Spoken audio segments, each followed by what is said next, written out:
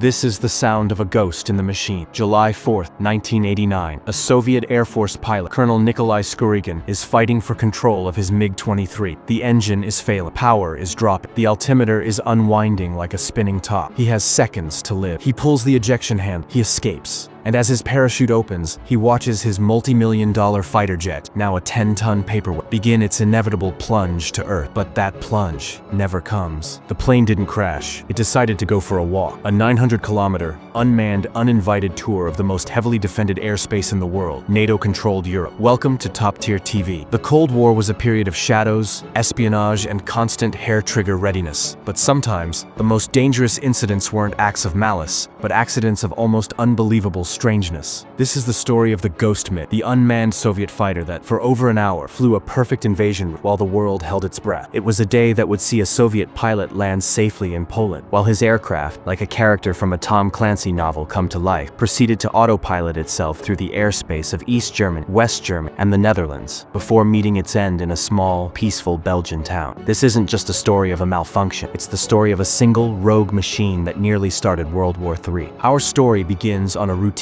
training flight from an airbase in what is now Poland. Colonel Nikolai Skurigin, an experienced pilot, was pushing his MiG-23 through its paces. Without warning, the jet suffered a catastrophic loss of thrust. The mighty Tumansky engine was failing. The plane was losing altitude fast. Skurigin followed his training. He radioed his emergency. He tried to restart the engine. Nothing worked. The ground was rushing up. At a perilously low altitude of only 4,000 feet, he had one final option: ejection. As he floated down, he saw something that defied all logic. His jet hadn't crashed. It had recovered. The act of ejection had likely changed the aircraft's center of gravity and aerodynamics just enough that as it fell, it built up speed, and the airflow spooled the dead engine back to life. But here's the crucial detail. The MiG-23 had a built-in autopilot feature for low-altitude flight, and when the engine roared back to life, the system engaged. The plane stabilized itself, locked onto its last known heading, and began to climb. It was now a fully armed, fully fueled Soviet fighter jet flying west on autopilot. Its pilot was sitting in a field 100 miles behind it. Minutes after Skurigin's ejection, the blip appeared on NATO radar screens. An unidentified aircraft flying low and fast from Warsaw Pact territory. This was it. The scenario every air defense officer had trained for and dreaded: a potential Soviet attack. The air defense networks of 3 nations went to high alert. 2 U.S. Air Force F-15 Eagles were scrambled from Soesterberg Air Base in the Netherlands. They were ordered to intercept, identify, and if necessary, engage the intruder. The F-15s, some of the most advanced fighters in the world, quickly caught up to the MiG. They fell into formation off its wingtips, and what they saw was chilling. The canopy was gone. The cockpit was empty. The aircraft was flying perfectly level, with no sign of a pilot. They reported back the unbelievable: they were escorting a ghost. For the next hour, this macabre procession continued. The unmanned MiG, like a determined metal salmon, flew on its pre-programmed course. It crossed into West German airspace. It passed over the Netherlands. With every mile, it penetrated deeper into NATO territory. The political and military tension escalated. What was its target? Was it a drone on a pre-programmed attack run? Was it a bizarre Soviet trick? Command centers were in a frenzy. The rules of engagement were a night. Do you shoot down an unmanned, seemingly harmless aircraft and risk sparking an international incident? Or do you let it fly, risking it crashing into a populated area, or worse, continuing on a path that suggested it could reach Paris or even London? After 560 miles and 79 minutes of flight, the MiG's journey was finally running out of fuel. The engine, which had miraculously restarted, now flamed out for the last time. The ghost began to die. It lost altitude, but its autopilot was still trying to correct, still trying to fly. It descended not into a field or a forest, but towards the small village of Belgium, Belgium. It was no longer a question of if it would crash, but where. The 10-ton fighter slammed into the ground, cartwheel, and exploded on impact with a house. The sole casualty was an 18-year-old man, Wim de Lair, who was inside. He had no connection to the military, to geopolitics, or the Cold War. He was an innocent victim of a chain of events that began 900 kilometers away. The incident was over. The wreckage was Soviet. The investigation confirmed the incredible truth. It was an accident, a tragic, bizarre, and almost unbelievable accident. The rogue MiG had proven the fragility of the peace that hung over Europe, a peace that could be shattered not just by intent, but by a single, solitary malfunction. The story of the Ghost MiG is a chilling reminder of how close we often came to the brink during the Cold War, not through acts of war, but through sheer, random chance. It highlights the immense pressure on the pilots and commanders on both sides, who had to make split-second decisions with global consequences. It's a story of incredible technology, human error, and tragic random fortune. It forces us to ask, what would have happened if the MiG had been armed with nuclear weapons? What if a nervous NATO commander had given the shoot-down order over a major city? The what-ifs are a bottomless pit. So, what do you think? Was the decision to not shoot down the MiG the right one, given the immense risk? Or should it have been destroyed over a less populated area? Let us know your opinion in the comments below. We have a thoughtful community here at Top Tier TV, and we read every single one. If this story of high-stakes mystery and Cold War tension captivated you, then please help us out. Hit that like button and subscribe to the channel. We are dedicated to unearthing the most incredible, often overlooked tales from history. Tap the bell so you won't miss our next journey into the past. Thank you for watching.